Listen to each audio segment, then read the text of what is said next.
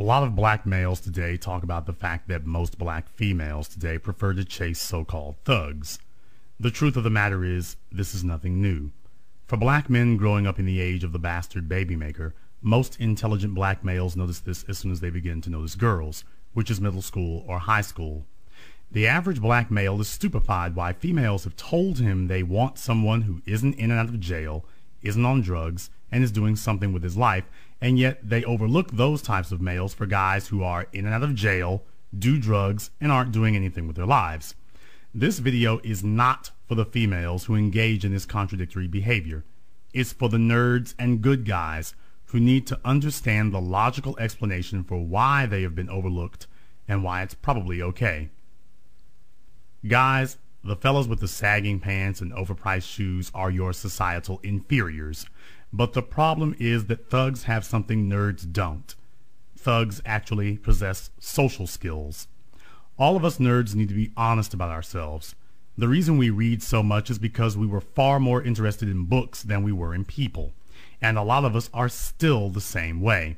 You can say what you want about thugs, but you have to admit they are students of human behavior. Now, you might say they're trying to exploit people, but regardless, they don't spend their time with books. They spend their time with people. Now, be honest, fellas. Most of us nerds hate social situations.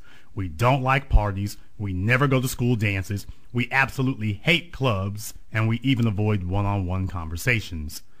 What we have to learn is that all the things we were taught in school are worthless when it comes to the real world. What we were taught was that he with the best grades wins, because if you do well in school, you'll do well in life. And in a lot of cases, that's true. But smart young black males fall into the same mistake that smart older black females fall into. Notice the similarity. The females who have the hardest time getting a man are the older black females, older as defined as late 20s or later. When these women talk about why men should prefer them, what do they always toss up first? Their education. So what do you know? The same argument that fails for educated black males is the same one that fails for educated black females, even when talking to educated black males. The reason this fails for black women is because having a degree may make you a good employee, but that doesn't make you a good mate. And this is the same reason nerds lose to thugs. Just because you were a good student doesn't mean you're a good mate. All the things you did to impress your teacher do nothing to impress females in general. This is confusing because we have it beaten into us from the time we could talk that the most successful people in life are the ones with the best education. And this is often true. The problem is that being the smartest guy in class may make you the most attractive person to a teacher or a school or an employer, but it practically never makes you the most attractive person to a young female. For example, who is the popular guy at your job? The guy who knows all the rules and regulations? Or the one who showed you how to keep your job without going by the rules and regulations? We as nerds, and I proudly count myself as one, developed tremendous academic abilities, and that gave us our financial success. But we didn't have social skills, and we didn't try to, because our parents and teachers assured us that one day we would be so successful that the females would flock a path to our door. And boy, were they right. The problem is, while we were off on the sidelines playing Richie Cunningham waiting for our one day, we're now left to choose from the leftovers that the Fonz has already picked over. Our teachers didn't tell us that was going to happen. The reason for that is because when our teachers were kids, girls weren't having sex at 13 and getting pregnant at 16. They gave us expectations that worked fine in the pre-bastard baby maker era. But today, the numbers are against us. Females no longer value their sexuality. They try to commoditize it, and it's for sale to the male who she thinks offers the most. And that brings me back to the thugs. While smart black men were cultivating book skills, we didn't really develop social skills. On the other hand, thugs knew they would never develop academic skills, so they ferociously developed their people skills. The first thing you notice about thuggish personalities is how gregarious they are. From Al Capone to Frank Lucas, these guys aren't afraid to walk up and throw their arm over your shoulder and introduce themselves to anyone. Females wait to be approached, and thugs understand that when it comes to meeting a woman, it's a foot race for who can get to her first. In other words, that means you can't wait. But hold on. What were we nerds taught? We were taught to wait, and that one day the females would come to us. Now, I'm not telling anyone to try to get with a woman before you're ready, but I am saying please recognize the fundamental flaw of the advice our teachers gave us nerds. It was a great long-term strategy, but it assumes all the females won't have slept with every bum and lowlife who walked up to them in the meantime, and today that is just not the case. So our teachers' advice has contradicted the facts we see in front of us, and they're not the only ones. Probably the most frustrating thing we hear is how females complain about men who call them names, have no education, and won't get a job. And then who do you see them chasing? The guys who call them hoes, have no education, and won't get a job. So the nerds are left wondering how is it they can say they want what we have and yet they overlook us. The reason for this is because we were fed the lie that females love intelligence. Even females constantly say this, and it's a lie. Every man knows it, but even females won't admit it to themselves, even though their behavior only proves it. We all know women are primarily emotional creatures, not logical. So intelligence isn't what appeals to a female. If this were true, every nerd would have the most women, but that has never been true. Stan Lee created Spider-Man back in 1963, and even then Peter Parker was best known for girls mocking his intelligence. And that's what they still do today. Why? Because females aren't attracted to a strong mind. They're attracted to a strong personality. What you know is irrelevant to them. That is why religions have always appealed to women, even if the religion outright oppressed them. As long as the man speaking projected a strong personality, females will submit to it. Females crave security, and if you sound like you believe everything you're saying, that gives them security, even if you don't really know what you're talking about. Females don't need to know things. They just need to feel things. So that's why what you know doesn't impress them. If you don't have the personality to go along with it, they don't care. To value what you know over what you feel is a masculine trait. That's why the females who most value what they know over what they feel are lesbian. They identify with men. Thugs practice the art of personality. That's why they always pay so much attention to how they dress. And females value attention to details, even if it's only superficial. That's why women's underwear has elaborate designs, but men's don't. They both have the same function, but the buyers have different values. All women drone on endlessly about their shoes, and surprise, surprise, so do the thugs. Nerds, on the other hand, care nothing for style. They care about intelligence, and knowledge is about what you know, not how you look. The reason pimps have always known how to appeal to women no matter where she comes from is because he understands as long as he looks like he cares about his appearance, and as long as he talks like he believes every word he's saying, then she will believe it too. Think about most preachers you know. What did they all do before they became preachers? The answer usually involves dealing drugs or running whores. So is it any wonder he's a pastor? Karl Marx called religion the opiate of the masses. So there's your drug. And since the most important skill for a preacher today is to talk the women out of their money, it's tailor-made for a pimp. The majority of people at church are women, and they want a man with a strong personality. And hey, let's face it, nothing is stronger than saying, I talk to God.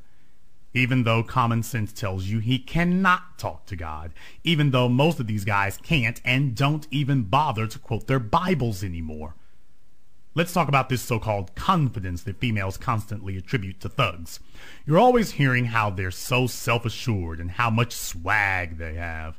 What this really means is these males live in their own little worlds with their own language, culture, and customs. Females value being different, even if it's useless different, even if it's destructive different. This is why women have lots of shoes and most have uncomfortable heels. They want different. Different is fine, except when you subscribe your fetish for variety to people. Men are sometimes susceptible to this as well, but I'm trying to explain women here. Women, especially your women of the bastard babymaker age, don't make any real distinction between good different and bad different. This is why a company won't hire an employee with a felony, and a daycare won't hire someone with a criminal record, but females today won't think twice about going out with, sleeping with, or having kids with multiple males with criminal record after criminal record. The quality of the male is not what's important. How he makes her feel is what's important. When a female tells the bookworm that you're not exciting, you're boring, what she means is you don't send her through emotional changes. The only real time men tolerate emotional changes is during sports. But females today are emotional thrill seekers, so they prefer a man who brings them a steady diet of drama. While this is not exceptional for teenagers, remember, nerds don't desire to be teenagers. We bypassed adolescence and went straight to adulthood. We didn't desire to be irresponsible, careless, or reckless. We demanded structure. And as I said before, these are the traits that made us good students, good employees, and finally, good employers. But a man who demands structure isn't going to present much drama or emotional high. Another difference between nerds and thugs is that nerds are good students, and because of that, we're conditioned to accept a fallacy if it came from the right source. Our parents and teachers taught us the lie that girls mature faster than boys emotionally. This is, of course, untrue. People mature at the rate which you demand of them. But when a good student is told something, he learns to live by it. Thugs, on the other hand, don't believe anything about females except what you can prove. A thug doesn't believe any female is smarter or more mature than he is. He believes that every female is willing to give him what he wants if he can figure out what she wants to hear. And he concentrates his energies toward just that, saying what she wants to hear. Remember, females are vain creatures. They are constantly trying to one-up each other. That means they all seek a status symbol. And just because a girl wears glasses and likes to read doesn't make her any different.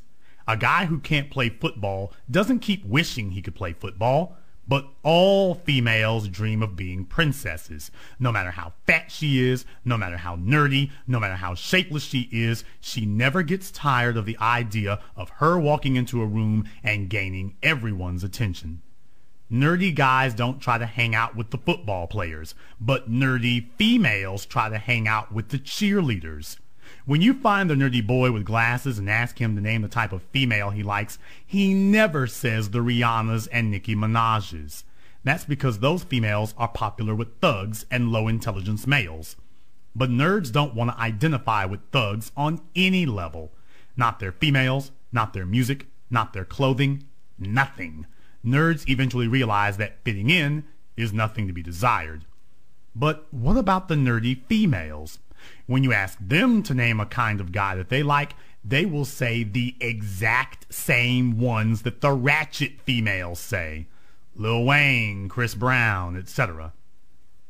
You would think that nerdy females would be female versions of the nerdy boys, but that's wrong. Nerdy boys grow up wanting to change the world. Nerdy females grow up wanting to become like the rest of the world. And after all, being a princess first and foremost means being popular. In TV, movies, and books, what is the first thing that the female nerd does in order to become popular? She goes and gets a makeover. And what does this makeover always do? It makes her look like the rest of the females. She doesn't want to be equal to the cheerleaders. She wants to become the cheerleaders. What is the first step for a nerdy girl becoming popular? They always take away her glasses, the primary symbol of her intelligence and nonconformity. So the nerdy girls, even the ones who don't get rid of their glasses, may look like nerdy boys, but they think and act like ratchets and thugs. Nerdy guys want a girl like themselves. Nerdy girls want a guy who is nothing like them, because they are ashamed of being nerds, and they envy the bad girls and cheerleaders. And this is the reason you'll find college-educated females with good careers listening to gangster rap and having bastard babies with pants-sagging lowlives.